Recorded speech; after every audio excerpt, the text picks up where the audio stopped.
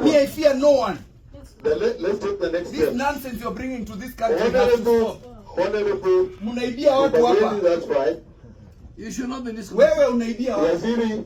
Waziri, Have a chair. proceed You cannot and be telling a read meeting in your parliament. answers and You are now harassing do not your chairman, you are interact harassing directly with members. any other member.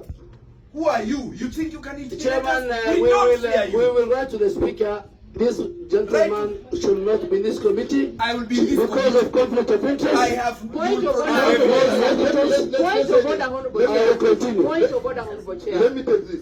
And I'm the last person to be intimidated. It is not in your place on how this meeting is conducted. Thank you, Chair. Now, go and read the what you have allowed you to read. Do not make any comment on any direction of any nature.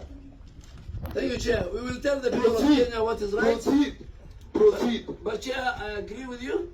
But Proceed. where your committee member is conflicted, Proceed. the standing That order this is must be not- applied. 12. It's for the country you are using to steal from chair. Declare your interest.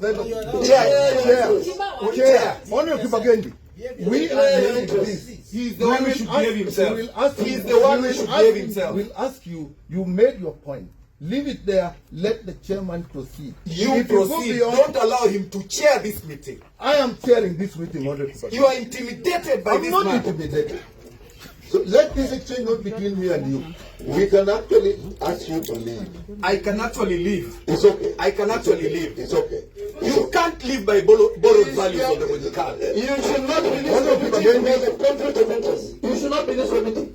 And we will write to the Speaker. You write to the. We will write to the Speaker. Produce evidence that are on our hospital. You are the one who should not be in this ministry. Your company is stealing from Shah. You are. We will write to the Speaker. You should not be in the health committee because of conflict of interest. Honorable Kibagendi out. You cannot be in this committee. Escort the Honorable Kibagendi out. Yes. And You are living on borrowed values.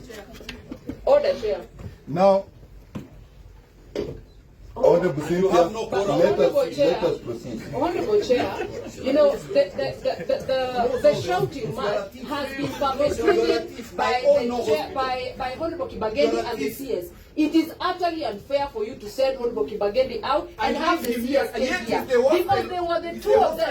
It was a shouting match between two people. It is unfair for you to send one member and leave the other party on shouting. You cannot do that, Honorable Chair. It is unfair. Let's take the next step on that Me, one. I fear no one.